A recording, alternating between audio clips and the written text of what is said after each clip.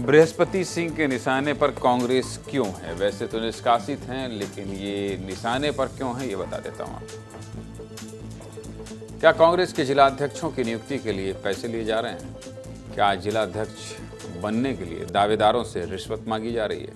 पूर्व विधायक बृहस्पति सिंह के बयान ने कांग्रेस में भूचाल ला दिया, जिससे नेताओं के बीच राजनीतिक बयानबाजी के तीर चलने शुरू हो गए।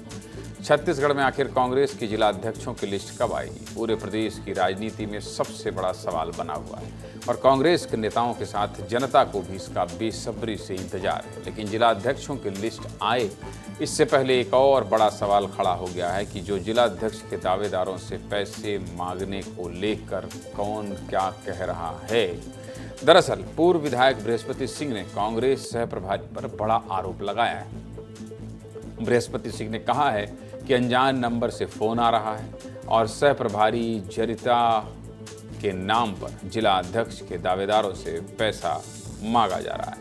बृहस्पति सिंह ने आगे कहा कि दावेदारों को फोन पर बोला जा रहा है कि अगर जिला अध्यक्ष बनना है तो 5 से 7 लाख रुपए दे दो। वैसे कीमत इतनी कम है, मुझे तो नहीं लगता है कोई मांगेगा। सबसे पहले पूर्व विधायक बृहस्पति सिंह का ये बयान सुन लीजिए। अध्यक्ष के उम्मीदवार थे, उन लोगों से माध्यम से आ रहा है खबर कि एक नंबर से फोन आ रहा है। जरिता मैडम के पीए बोलता है कि जरिता मैडम बात करेंगी और एक महिला फोन लगाती है। आवाज़ तो लोग पहचानते हैं, कुछ लोगों ने मिला था। तो जरिता मैडम जो सह प्रभारी छत्तीसगढ़ के हैं, उनकी नाम आ रही है। कोई बोल रहा है 5 लाख, कोई 7 लाख की इतना पैसा दो, हम आपको अध्यक्ष बनवा देंगे। जरिता मैडम एक एक जिला कांग्रेस के अध्यक्ष के उम्मीदवारों से 5 लाख और 7 लाख की डिमांड कर रही है। अगर ये 5 लाख 7 लाख लेकर रिश्वत लेकर जिला अध्यक्षों की नियुक्ति होगी तो कैसे कांग्रेस के सपना साकार होंगे? राहुल जी कैसे सही में निष्पक्ष और सेवा भाव से करने वाले उम्मीदवारों का चयन कर पाएंगे? बड़ा चिंताजनक है। इस बयान का अंबिकापुर में कांग्रेस ने विरोध किया है। बृहस्पति सिंह के खिलाफ सरगुजा के कांग्रेस जिलाध्यक्ष बालकृष्ण पाठक ने थाने में आवेदन दिया और अपराध दर्ज करके आवश्यक कार्रवाई करने की मांग की। साथ ही बालकृष्ण पाठक ने अपने बंगले में बैठाकर बृहस्पति सिंह को चाय पिलाने वाले नेताओं के खिलाफ भी कार्रवाई की मांग की। इसके अलावा सूरजपुर जिले में भी आक्रोशित कांग्रेस कार्यकर्ताओं और जिलाध्यक्ष के दावेदारों ने थाने में लेकर शिकायत दर्ज कराई और बृहस्पति सिंह के खिलाफ कार्रवाई करने की मांग की। शिकायत को लेकर क्या कह रहे हैं जिलाध्यक्ष बालकृष्ण पाठक और पूर्व विधायक बृहस्पति सिंह, सुनिए। इस तरह का बयान कांग्रेस के वरिष्ठ नेताओं के खिलाफ पता नहीं किसी के इशारे पर, बिना इशारे के तो ऐसा बयान देने की उनकी हैसियत नहीं है। जो ये बयान दिए हैं हमारे राष्ट्रीय सह प्रभारी जरिता लेथपलान के खिलाफ कि पूरे संभाग से अध्यक्ष के जो प्रत्याशी थे, अध्यक्ष के लिए जो उम्मीदवार थे, उनका फोन उनके पास जा रहा है। किसके पास? बृहस्पति सिंह के पास जा रहा है। बृहस्पति सिंह है क्या? कांग्रेस से निष्कासित व्यक्ति का ये अनर्गल प्रलाप है, झूठा प्रलाप है। उनकी ये मजबूरी है कि महाराजा सरगुजा का हुक्म जो आज के डेट में होता है वही मल्लू पाठक जी करते हैं। उनका आदेश हुआ है कि उस आदिवासी को जैसे भी एफआईआर करके दबाया जाए और इसलिए उन्होंने हमारे खिलाफ शायद एफआईआर कराने की सूचना आई है। लेकिन इनके करने से मैं डरने वाला नहीं। मैं चाहता हूँ आज़ादी, बोलने की आज़ादी, काम करने की आज़ादी, कांग्रेस लोकतांत्रिक तरीके से काम कर सके, इसकी आज़ादी। मैं ये नहीं चाहता कि मल्लू पाठक जी की तरह सामंत शाहों के कब्जे में रहकर ये हमारा सरगुजा कांग्रेस की राजनीति चले। बृहस्पति सिंह अपने बयानों को लेकर इन दिनों सुर्खियों में और कांग्रेस में ना होने के बाद भी कांग्रेस की बहुत चिंता कर रहे हैं। प्रदेश में कांग्रेस की सरकार बनाने की चाहत रख रहे हैं। कुछ दिन पहले ही बृहस्पति सिंह ने बड़ा बयान दे दिया था और कहा था कि कांग्रेस में निपटो निपटाओ का खेल चल रहा है और कांग्रेस के बड़े नेता सही हो जाएंगे तो सरकार बन जाएगी। इस बयान को 1 हफ्ते भी नहीं बीते कि जिलाध्यक्षों को लेकर दोबारा इतना बड़ा बयान दे दिया गया। खैर, इतना बड़ा बयान सामने आया तो राजनीति भी अपना रंग दिखाएगी।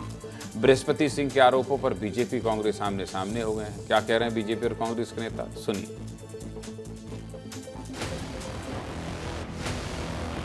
वे इस तरीके की चीज़ें वहाँ चलती हैं, इसलिए वो उनके बीच में चलन में है।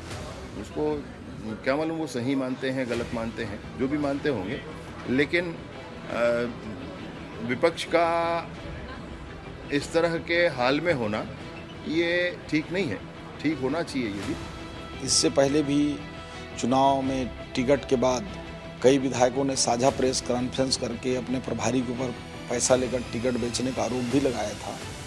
तो निश्चित रूप से ये हम तो नहीं कह रहे हैं, यदि वो कह रहे हैं तो ये सही बात ही होगी। तो कांग्रेस को इस पर विचार करना चाहिए।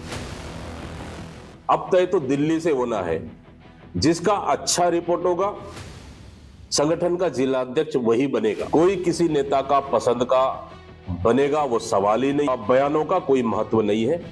ये कहीं ना कहीं राजनीतिक से प्रेरित बयान है और इस तरह के बयानों से बिल्कुल भी कोई सरोकार नहीं है। और बृहस्पति सिंह वैसे भी कांग्रेस से निष्कासित है, तो कांग्रेस के लिए उनका बयान कोई मायने नहीं रख रहा। देखिए, अभी आदरणीय बृहस्पति जी हमारी पार्टी में नहीं हैं और उनको इस तरह की कपोल कल्पित बातें नहीं करनी चाहिए।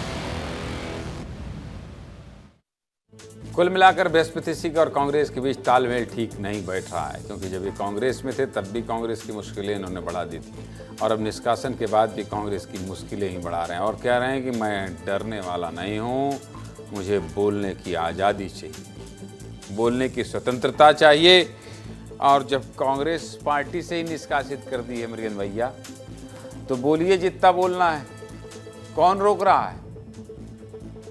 सही बात है, बोलने की आज़ादी। अभी उनके बयान को हमने सुना, बोले आज़ादी चाहिए हमको, लेकिन वो आज़ादी कैसी?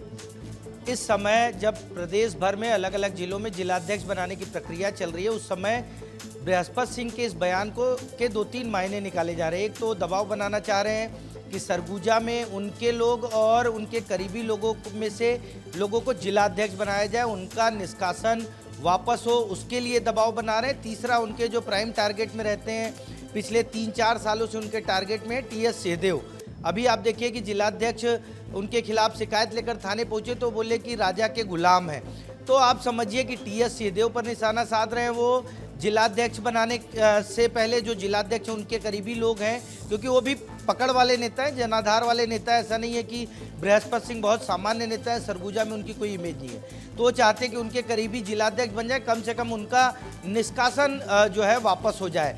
खास बात यह है कि ये पत्र जो है और ये वीडियो उन्होंने कांग्रेस के राष्ट्रीय महामंत्री केसी वेणुगोपाल को भी भेजा और उनकी वेणुगोपाल की टीम ने उनको समय दिया है मिलने के लिए।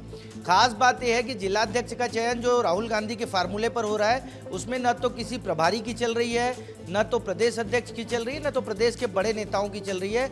हर जिले में दिल्ली से भेजे हुए सदस्य गए हैं, वहाँ वो लोग बाकायदा सबसे बातचीत किए, बायोडाटा लिए और उसकी स्क्रीनिंग दिल्ली में हो रही है। यही कारण है कि जिलाध्यक्षों की घोषणा जो पिछले सप्ताह होने वाली थी वो लटक गई और ये बोला जा रहा है कि बिहार चुनाव के बाद कांग्रेस के जिलाध्यक्ष आएंगे। उससे साफ साफ है कि बिहार चुनाव के परिणाम आने और जिलाध्यक्ष आने तक इस तरीके की पॉलिटिक्स, इस तरीके का बयानबाजी और इस तरीके के विवाद कांग्रेस में देखने को मिलते रहेंगे।